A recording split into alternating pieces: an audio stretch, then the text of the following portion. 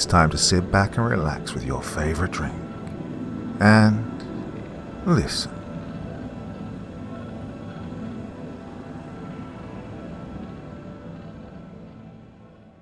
Three Friends Diner by Nikki XX. To Jeremy Fuentes, PhD, Professor of Cultural Anthropology, University of California, Berkeley. Jeremy, I assume you've heard about the strange discovery made at 918 East 3rd Street, a converted warehouse located on the corner of 3rd and Weller Avenue, in the middle of the Arts District in downtown Los Angeles. The building is currently undergoing renovations. 3 weeks ago, construction workers noted a foul odor wafting through the property, seemingly coming from behind what they thought was a solid brick wall. Upon further investigation, however, it was discovered that the inside measurements of the property did not match up with the outside. There was, in fact, a 25 by 30 space completely unaccounted for. A secret room, so to speak, one inaccessible from any point inside the building or out. It was located at the far end of the property, along the wall forming the west side of Weller. With permission, the workers broke through the wall to access the otherwise inaccessible area. Immediately they were floored by the overpowering stench of rotting meat. Bandanas over their noses, they entered the enclosure. They had expected to find an empty space. After all, the area had been walled off and unpenetrated for 20 years at least. Instead, they found a nice 16mm camera, smashed to bits. They found film equipment, all destroyed, cracked lights, torn screens, C-stands folded like paper clips, cheap-looking frame paintings and kitschy prop menus scattered like confetti. Oh, and 3 bodies. 3 decomposing bodies in a state too disturbing for description, though the term half-eaten has been thrown around. How the equipment or the corpses ended up there has yet to be determined. The walls and roof were not disturbed at any point, nor was there any sign of tunneling under the 4-foot concrete floor. This bizarre discovery shocked the entire county. As of now, no one can explain how 3 dead people and a bunch of film paraphernalia just appeared within a completely walled-off space. But it was all the more shocking for me, personally, due to the contents of a handwritten account left for me by a former patient of mine. Her name is Katy Soo. She voluntarily checked herself into the Marsdale Psychiatric Hospital, where I'm an on-call physician, several months ago, and was discharged shortly before the horrific discovery at 918 East 3rd Street. I'm no longer in contact with the young woman. However, I believe you will find her testimony, a transcript of which I've enclosed, very intriguing. Sincerely, Larry Schurr, MD. Testimony of Katy Soo. January 5th, 2015. Marsdale Psychiatric Hospital.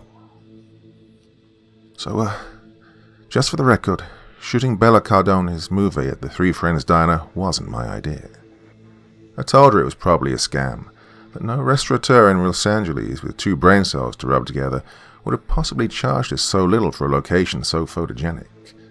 Again and again, I insisted it just felt wrong. I was right. I used to like being right. Okay, a little backstory. I'm Katy. I'm 21 years old. I used to be a junior at Cal State Northridge, studying business administration and film production. I enjoyed the phone calls and the organizing and the paperwork filling that most film students hate, and had built up a modest reputation as a pre-production guru amongst my classmates, as well as friends and acquaintances who attended other schools. Bella Cardone was one such acquaintance. A 29-year-old international student from Italy I'd met at a third-rate horror film festival. She'd been employed at a television station in Rome doing something, but dreamed of writing and directing Hollywood movies. She was one of a dozen or so, mostly foreign enrollees a year and a half into the 2-year master's program at New York Film Academy. She was writing a thesis script at the time and asked me for help organizing the production of the film. Her script was about a starving artist working as a waitress who gets dumped by her boyfriend and has an existential breakdown in which she imagines herself poisoning her customers and getting tortured. culminating with a series of flash cuts of her simultaneously slashing her wrists and drowning in the ocean. Typical pretentious grad student fare. We needed to lock down 5 locations. An apartment, a beach, a park, something that could function as a dungeon, and a restaurant. Well, the beach and the park were relatively easy. A classmate of Bella's agreed to let us use her North Hollywood apartment for 2 days. Another classmate, a quiet little guy named Sandeep, discreetly told me about an S&M store with a basement dungeon they infrequently rented out for movie shoots. I don't know how he came to be so familiar with such an establishment, and I'm not sure I want to know, but it proved ideal for our purposes. Which left the restaurant, a notoriously difficult one for student and independent filmmakers. So when I found a little French place in Encino on Craigslist, got in touch with the manager and played the broke student card so well he granted us use of his restaurant for a night for a little over $400, I was ready to sign the papers, get the permit to move on. Well, it was 2 weeks before Bella's scheduled first day of shooting, and I had a million other things to worry about, from liability insurance to catering to talking Northridge underclassmen into helping out as G&E crew and PAs. Bella, however, thought $400 for a night was too expensive, and remained convinced she could find a better deal. So she went on Craigslist herself and placed a restaurant wanted for student film ad. Well, I'd put up a similar posting 3 weeks earlier. That's how I found the French place in Encino. And Bella received the exact same responses from the exact same people as I had. With one exception. An email from gsjegjpdg@me.com, which she forwarded to me. It read like this: cheap location for film students. Restaurant in downtown Los Angeles, 35 Weller Avenue, 100 for day. Respond to this email, we'll send you key, pay on DT of filming. Must be December 3rd afternoon. I was suspicious immediately. $100 for a day of filming seemed a little too good to be true. Then there was the poor spelling and lack of contact information, and the fact that when I tried to respond to the email, all I got was an error message. And then, there was the key. The key turned up in Bella's on-campus mailbox 2 days after the email, enclosed in a stained brown envelope with no return address. If that wasn't creepy enough, it came with a scrawled note. Key to 3 Friends Diner. I was ready to call it a scam and be done with it, but Bella thought we should at least go to the address given and talk to someone there. If it was real, she argued, it was too good a deal to pass up. Well, movies are expensive and we were already pushing her budget, so I agreed to go with her and Hamed Shirazi, the cinematographer, to 35 Weller Avenue, which it turned out was in the middle of the Arts District. Well, I have a love-hate relationship with the Arts District. It's a cool place to go and meet a friend at her new loft. Well, there's some nice restaurants and amusing wall art, and the dissonance created by graffiti-coated trash cans, barbed wire, and long smelly lines outside the social service building sharing a block with yoga studios, BMWs, and boutique gift shops, hawking $80 vintage baby sweaters is, well, ironically poetic. But the streets are one-way and parking is non-existent. I ended up driving in a triangle for 15 minutes, before finally giving up and pulling into a $10 flat-rate lot. Weller Avenue wasn't a street so much as it was a glorified driveway, a short narrow alley that branched off of 3rd Street and dead-ended. A large L-shaped building occupied the east and north sides of Weller. It appeared to be a closed nightclub in the process of being converted into an art gallery. The blacked-out windows were covered with torn, dirty stickers advertising shows long since played and bands long since broken up, and graffiti artists, the gang-affiliated kind, not the Art Foundation kind, had had their way with both the seaform green walls and the ratty trash dumpster abandoned in the corner. The dingy grey warehouse, which functioned as the west side of Weller, 918 East 3rd Street, looked completely unoccupied. A sign hung in the window. The building had apparently been bought by East River Development. I recognized the name. My realtor father knew some people who worked for that company. They bought old commercial properties and converted them into trendy, pricey apartments. The most prominent visual, however, was the mural painted on the north wall. It depicted the head and chest of a woman, face tilted eastward. The woman had tan skin, ruby red lips, and flowing hair in various shades of blue. Periwinkle at the tips, darkening to deep lavender at her scalp. Her eyes were closed. In the background, some distance behind her, was what appeared to be an orange grove. It was beautiful painting and strangely mesmerizing. If you looked at the woman one way, she seemed young and innocent, sporting a demure grin. Then, if you cocked your head or blinked, lines appeared on her cheeks and her lips rearranged themselves into a pouty sneer. I saw only one door, leading into the grey building. It was a very shabby door of splintery, untreated wood, with a brass doorknob and keyhole. No business name, no street number. This couldn't possibly be the restaurant from Craigslist. Three Friends Diner, I guess it was called. How did anyone ever find the place? I was still puzzling when Bella and Hamed found me. "Bloody hell," Hamed barked in lieu of a greeting. "Where's the restaurant?" "Here, according to my phone," I said. "I'm willing to bet money someone's fucking with us." Bella didn't seem too concerned. Her eyes were fixed on the mural. "So pretty," she exclaimed. "Can we film?" I shrugged. "Well, I'm not sure. We might run into some copyright issues. It doesn't look like we're going to be filming here at all, since we're not looking at a restaurant." Bella frowned at me, took the key out of her purse. She walked towards the wooden door. "Here?" she asked. "I don't think so," I said. "There's no sign or anything. I mean, you can try it, but I'm really doubting that key is going to fit into that." Bella turned the key and pulled at the knob. With a creak, the door opened. Hamed and I rushed to her, and together we stepped inside. I heard Hamed running his hand across the wall, and then the room was illuminated by a warm, golden light. We found ourselves staring at Three Friends Diner. It was perfect. It was a larger space than I'd assumed it would be. Rectangular shaped, the kitchen jutting out from the north wall. Behind the kitchen was a small corridor leading to the bathroom and a little room that could function as dry storage. The walls were painted that particular shade of deep red that looks beautiful on film, and the tables and chairs and diner-style booths were a nice contrast in black and grey. And each table was adorned with a salt and pepper shaker, an empty bottle of ketchup, and a vase of plastic lilies. "Oh, don't get too excited yet," I said to Hamed, who was examining one of the series of stained glass lamps from which light was emanating. "We don't know how much juice you've got to work with." That's the beauty of it," he said gleefully. "I don't even need that much juice. If we come a bit early and switch out all of these bulbs, I can use the lamps as practicals. Plus, this place obviously isn't open yet, which means I'm not sharing power with anything." Well, he was right about that. The freezers and refrigerators were empty and unplugged.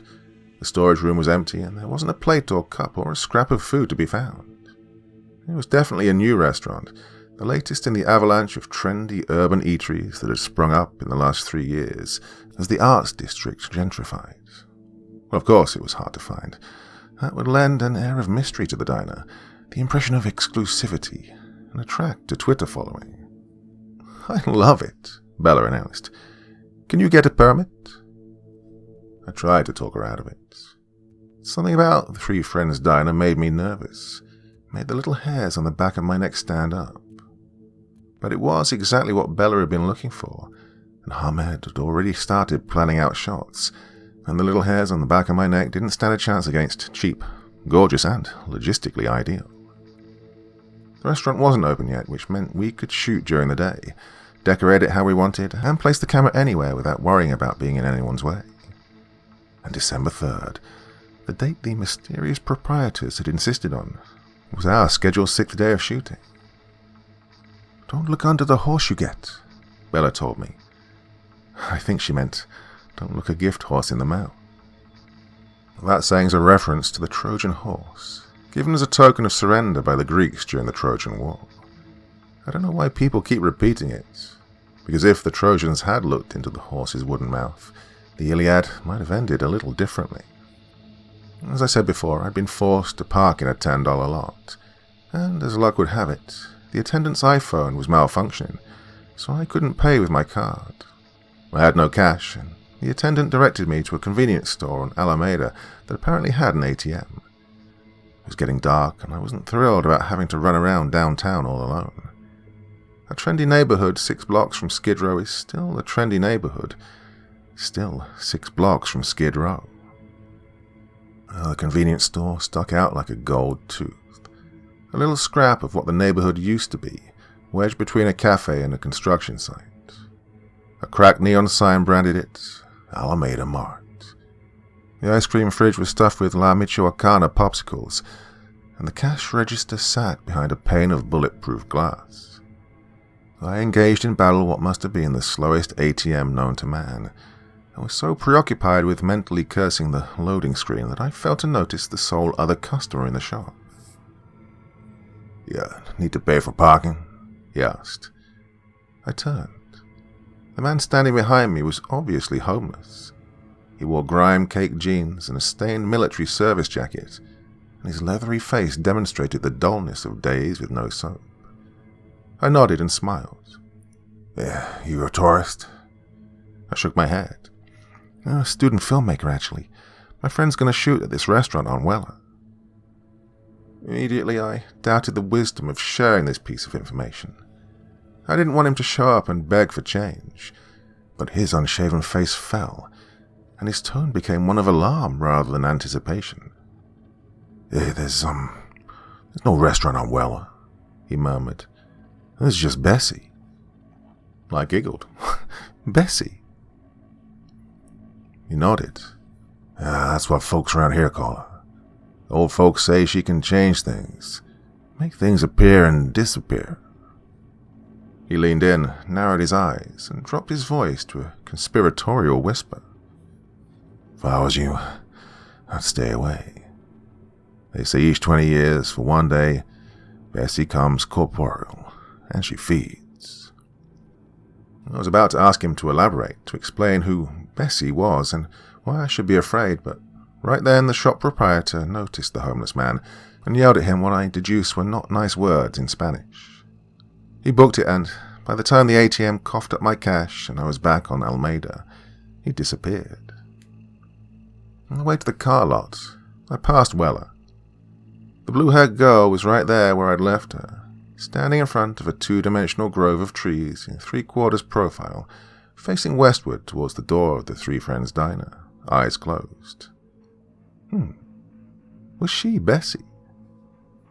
And then fear washed over me like a cold shower, and I ran. I threw a 20 at the parking attendant and got out of there as fast as I could. Something about that mural had scared the shit out of my subconscious. Halfway to the 405 freeway, I figured it out. She, Bessie, was facing the wrong way. Bella's first 5 days of filming went surprisingly well. So well that when I arrived at Three Friends Diner for the 6th and final day, December 3rd, I forgot I was scared of the place. Crew call was 1. Ahmed had already been there for an hour, switching out light bulbs and unloading equipment with Esteban, the gaffer, and 2 grips, Miguel and a new girl who said her name was Andrea. Our grip truck was parked out front, partially obstructing my view of the mural. But I could tell that Bessie was facing northeastwards, towards the club-turned-gallery, as she had been the first time I saw her. Of course, it had been dark that night and I'd been scared and alone. I'd seen things that weren't really there. I made my way through the obstacle course of lights and C-stands, set up my iPad at an unused table, and worked on the equipment drop-off schedule as crew members filtered in. I heard Katya's voice at least a minute before she and Bella walked through the door. God, that chick was loud. Bossy, too. No wonder she was such a good assistant director. Then came Venna, the production designer, carrying a large box of prop house frame pictures and menus she'd designed. Nairi, the first camera assistant, set up the Ari while her lackey de jour loaded film. Then 2 more grips, Pete and Ryan. Kaylee and Michelle, the freshman PAs. Lisa, the script supervisor. Dante, the sound guy. And finally Ming, the makeup artist. And then the actors came. And then Hamed and the guys were setting up lights for the master shot. And then Katya was calling for last looks. And then we were pushing in for close-ups. The first 4 hours went as smoothly and productively as we had any right to expect. And for a short time we entertained the possibility of finishing early. We were an hour ahead of schedule when we broke for lunch, everybody talking and laughing and enjoying themselves. And that's when things started getting weird. Right after lunch, as we were picking ourselves up and resuming our work, one of the freshman PAs, Michelle, went to use the restroom. A minute later, there was a blood-curdling scream. Orion dropped a C-stand. Neri nearly dropped a lens. Hamed and Esteban took frantic steps towards the bathrooms as Michelle sprinted down the hall back towards us. "Who the fuck was in the storage cabinet?" she cried. We all looked at each other. "Seriously," Michelle demanded. "This isn't funny. You fucking knocked me over." "Michelle," Katya asked, "what are you talking about?" Michelle was trembling. She looked ready to cry.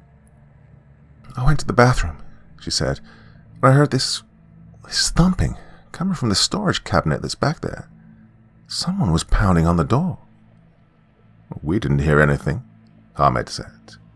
"Someone was like ramming against the door," Michelle repeated. "So I opened it, and someone ran right into me, and then ran towards you guys."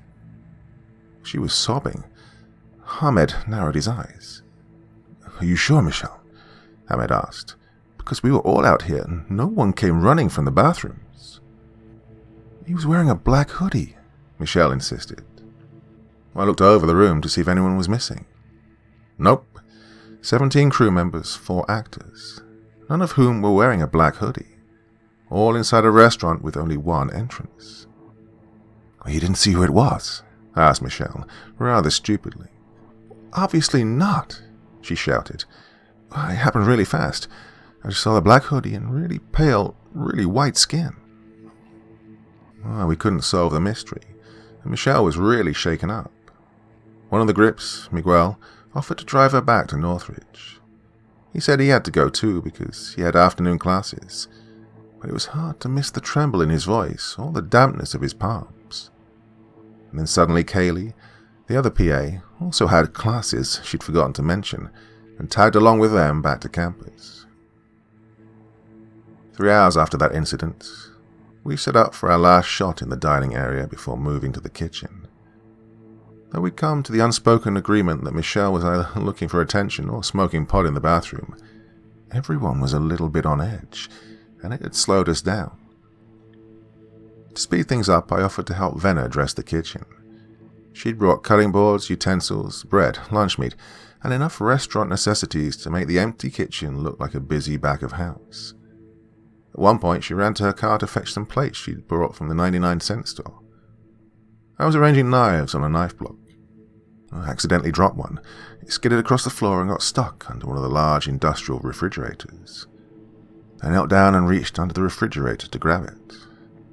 And as I did, I heard a creak behind me, a door opening on stubborn hinges. I straightened up and turned round, still on my knees.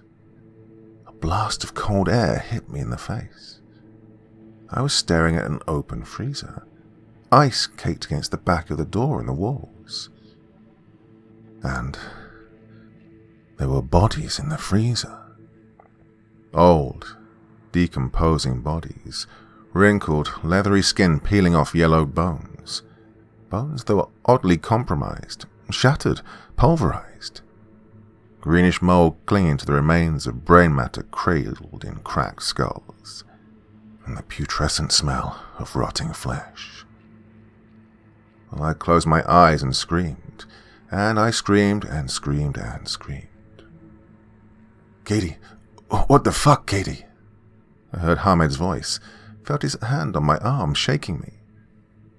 I opened my eyes. The freezer was empty. empty and turned off. I looked up to see Bella and Venner standing above me. The rest of the crew was crowded around the kitchen entrance or staring through the window that separated the area from the dining room. "Sorry, guys," I stammered, heart still racing. I thought I saw a rat. Did I ruin the shot?" Ahmed shook his head. "We're done. You sure you're okay?" I nodded. Can I talk to you and Bella and Katya outside?" The three muttered in agreement, and we started across the dining area to the door as the rest of the crew set up the lights and camera in the kitchen. I had to tell them that we had to leave now. Someone or something was trying to impress on us that we weren't welcome. "I thought I saw dead things in that freezer," I started, quite pathetically. "It was on and it was cold, and there was this smell." Bella's eyes widened. Ahmed cocked his head, frowning. Katya crossed her arms. I continued, "I know it was just a hallucination, but God, it felt so real, and I'm not schizophrenic.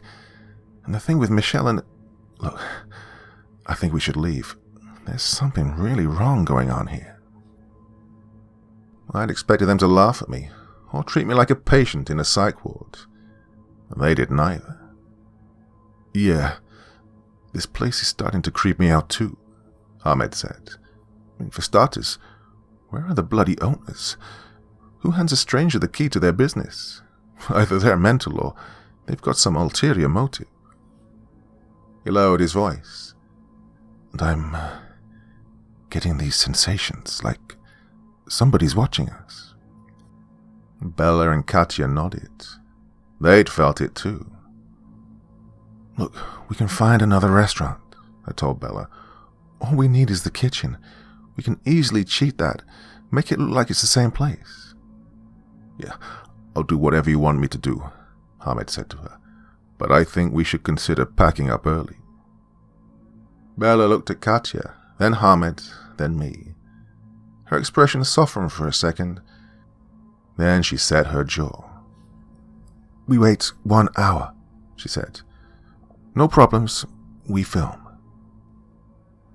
We decided not to tell the crew and the one remaining actress about the agreement we'd come to, out of fear that they'd panic, make a big deal out of what could have been nothing more than the effect of darkness on a big city. But several of them were undeniably scared and looking for an excuse to leave.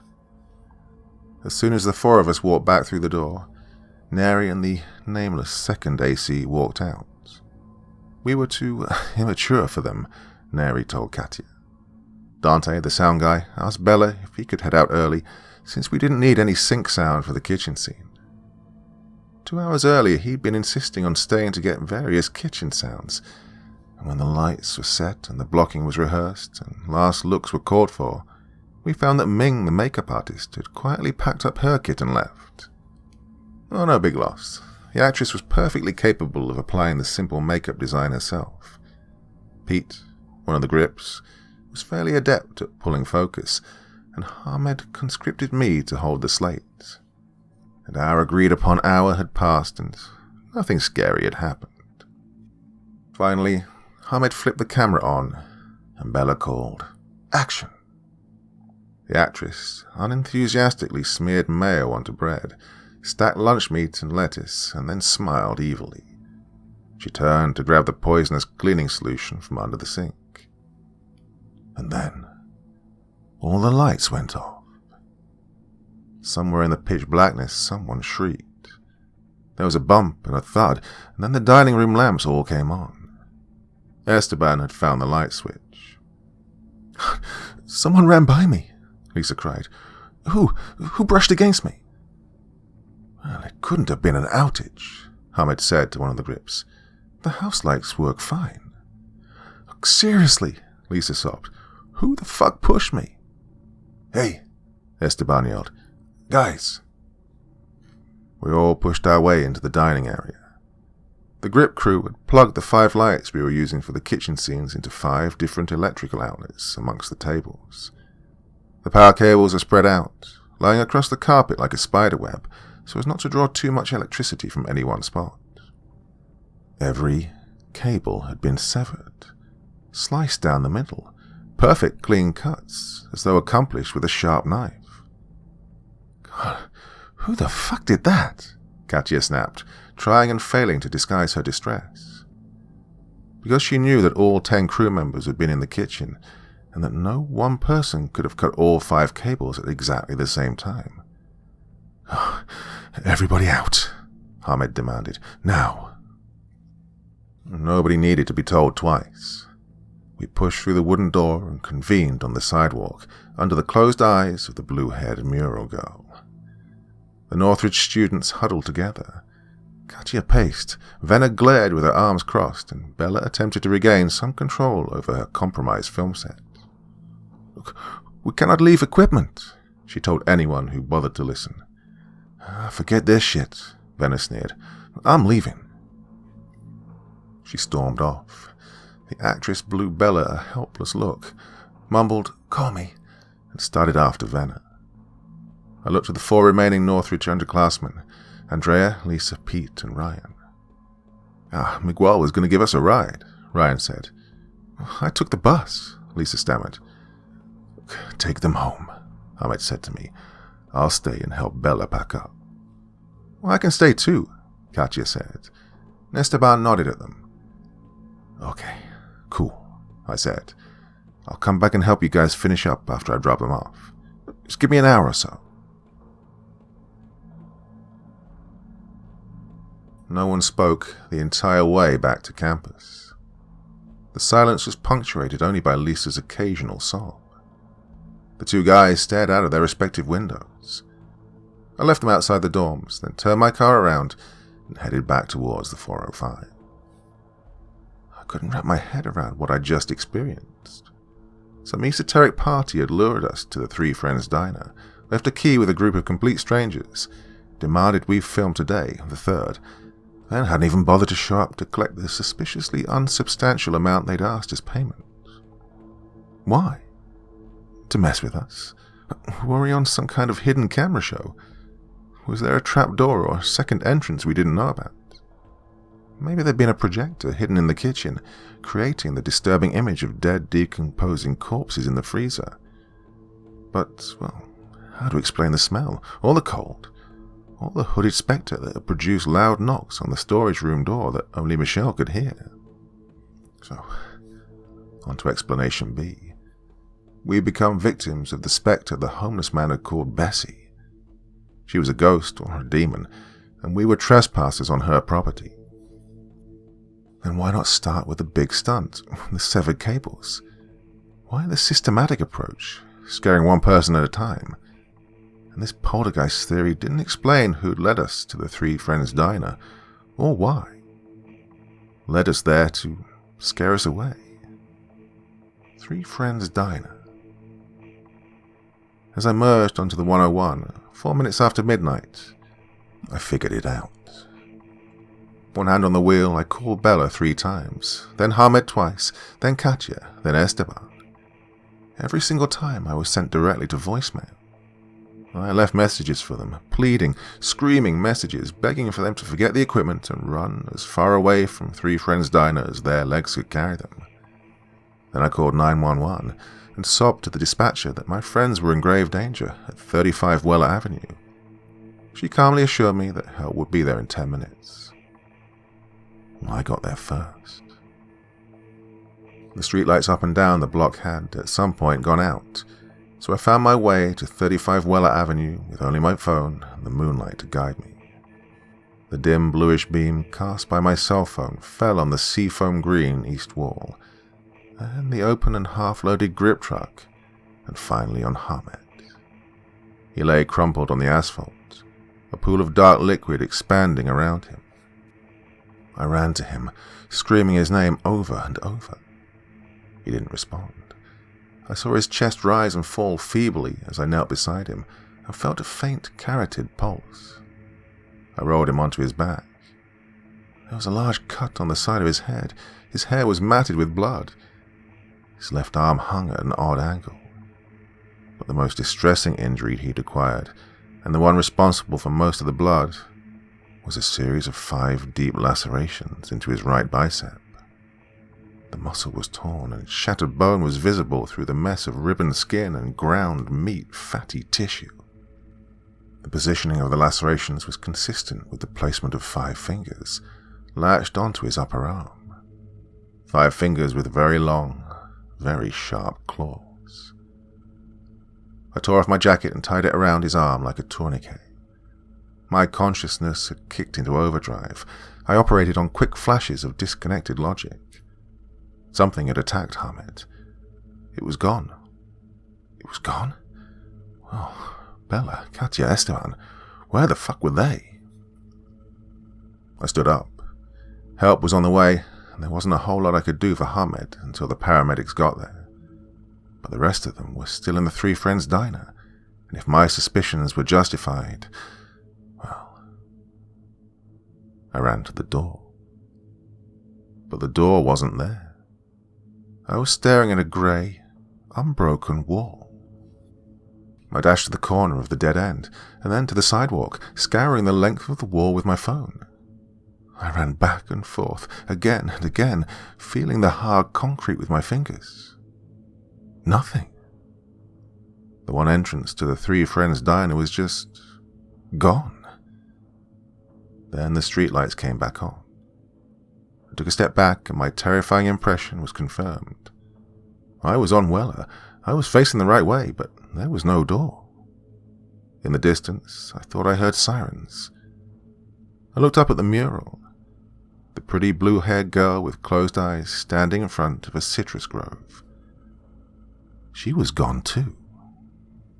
In her place was a shriveled old woman, skin dotted with sickeningly detailed moles and age spots. Her hair was the filthy, stringy, disheveled mane of a homeless woman. Her open mouth took up the entire length of her cheeks, showing off black, rotten, knife-like teeth, dripping with blood. A lot of blood. Blood that ran down the seafoam green wall like rainwater, pooling on the asphalt below. And her eyes were open.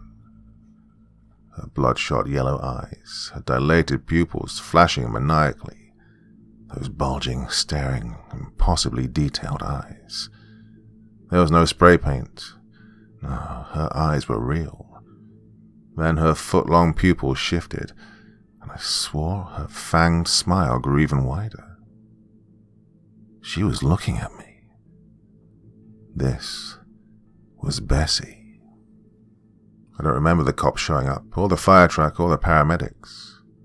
I didn't notice them lifting Hamed onto a gurney or loading him into an ambulance, and I have no recollection of the back of the second ambulance, or the psyche hour, or the questions I answered for the doctors or the drugs. They tell me I was crying and laughing at the same time, and then I kept on repeating, she only wanted 3. All I know is that I woke up 23 hours later, in the tiny detox room of the private mental hospital my parents had me transferred to.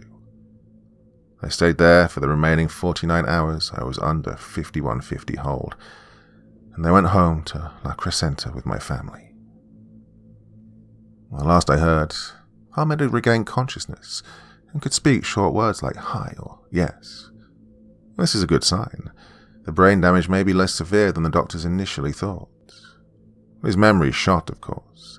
He can't remember traveling to America, much less what transpired the night he sustained his injuries. He was lucky, if such a word can possibly apply to his situation, that his left shoulder had taken the brunt of the impact when he hit the wall. He'd cracked his head on the asphalt at a lower velocity. The doctors aren't quite sure what to make of him, though. His wound suggests something through him, like a discarded Barbie doll against the east wall of the club-turned-gallery. Well, I told the police everything, from the strange email and the key to the mural's horrifying transformation. Except the email had disappeared from both my computer and Bella's, which had been confiscated by the police as evidence. The key, too, had been misplaced and never found. And the mural in the crime scene photos was the same mural it had been before that inexplicable night. The lovely profile of a blue-haired girl with closed eyes. They were also confused when I referred to 35 Weller Street as a diner. For no diner existed there, nor had it ever at any time in the past. 35 Weller Street wasn't even a real address. There had never been a side door to the building at 918 East 3rd Street, and the building had been completely unoccupied for 6 months. I insisted. I described in minute detail the deep red walls and the untouched kitchen and the little vases of flowers on every table. I begged the cops to take a look at the footage we shot. But that would be impossible, I learned. Our camera was missing, as was half of our equipment, everything that hadn't been loaded into the grip truck, as was Bella Cardone, and Esteban Serra, and Katya Milicevic. The three had not been seen since the night I'd been found raving and Hamed half dead. Their credit cards had not been used, their cars were still parked on the street in the Arts District, and their phones were all off. The cops spoke to the other crew members, and, well, I hope they corroborated my story. They designated Hamed's assault as an animal attack, and the disappearance of Bella, Esteban, and Katya as likely an attempt at visa overstaying. They kept a lot of the details from the public. I'm sure they didn't want to explain how a mountain lion managed to grow an opposable thumb and pick up and throw a man at 60 miles per hour against a wall. As for me, I'm now a voluntary inpatient at the Marsdale Psychiatric Hospital, undergoing treatment for PTSD and an unspecified mood disorder. It's okay here. They let me smoke, and no one freaks out when I wake up screaming in the middle of the night. Too late, I understood the significance of the name. 3 Friends Diner. 3 friends. The homeless man was right. Bessie is real. She can make things appear and disappear. The key, the door, the diner. She's something inhuman and evil, something that demands sacrifice. She lured us there. She played her little games, chasing away a few crew members at a time, until she had a manageable number. Then she tossed Hamed aside like a chicken bone and took her prize. She only wanted 3. 3 friends. Bella, Katya, Esteban. To Jeremy Fuentes, Ph.D., Professor of Cultural Anthropology, University of California, Berkeley. Jeremy, as a postscript to my last letter, I should add that the 3 bodies found in the secret room of 918 3rd Street have been identified as the 3 missing foreign students, Bella Cardone, Katya Milicevic, and Esteban Serra. The police are still at a loss as to how the unfortunate young people met their end, though evidence suggests they were mauled by an extremely large, extremely violent animal. We've also learned that the building at 918 East 3rd Street, which supposedly housed 3 Friends Diner, was previously renovated in the early 1990s. According to building plans, the secret room in which their bodies were found was originally designed as a storage closet, but the company later decided to seal the area off completely, likely after 3 overnight workers were found dead there. Their deaths were attributed to an explosion that no one saw or heard, and one that did no structural damage. The 3 workers were found dead on December 4th, 1994, which is intriguing because the 3 students, Katy's crewmates, were reported missing as of the early hours of December 4th, 2014. According to Katy, the email she received stated that the crew must film at 3 Friends Diner on December 3rd afternoon. A typical film day is 12 hours, putting their end time at shortly after midnight December 4th. I believe Katy's homeless man said something about 1 day every 20 years. I looked through pictures and books, old copies of the LA Times, slides, news footage, and so on. I've included several of these for your perusal. In every single one, since the warehouse at 918 3rd Street first opened in 1920, the mural of the woman with blue hair is present. No artist has ever taken credit for this mural, and it's always the same, never dulled by the rain or the sun or time. Well, not exactly the same. Sometimes the girl faces the west, and sometimes she faces east. Sincerely, Larry Schurr, MD. So, my dear friends, the good news is I'll be back from my holiday by the time I do another video, so enough of these, 40-minute stuff. 1 hour, 1.5 hours, I know that's what you really like, really enjoy. Come to a mix of zombies, some of those series that I started about a month or two ago and didn't really get on with. The pizza delivery one, I'm really aching to get back into that one. Anyway, yes, that is another of the shorter ones, but that's an old classic and I really enjoy that story. Fantastically written. So yeah, the footage was from a quarry in Maastricht. It's closed down now. It's called the NC Quarry. A lot of the buildings in this part of the world were made from the stone that was mined in that area.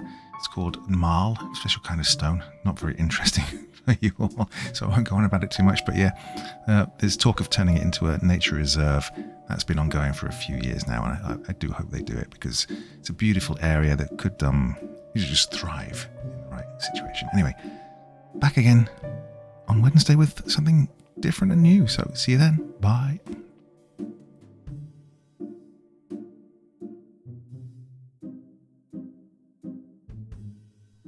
Thank you so much for taking the time to listen to this story today. It really means a lot to me and to the author of the story, of course. Well, if you want to know more about me, I'm pretty much everywhere on social media. You can find me on Facebook, Twitter, Instagram. You can download my music on SoundCloud. I've got a Patreon if you feel like. Throw me $1 or $2. Very much appreciated. And of course, on Reddit, I have a place where you can leave stories if you want me to read one that you've written. Well, hoping to see you all again very soon. Till then, sweet dreams. Bye-bye.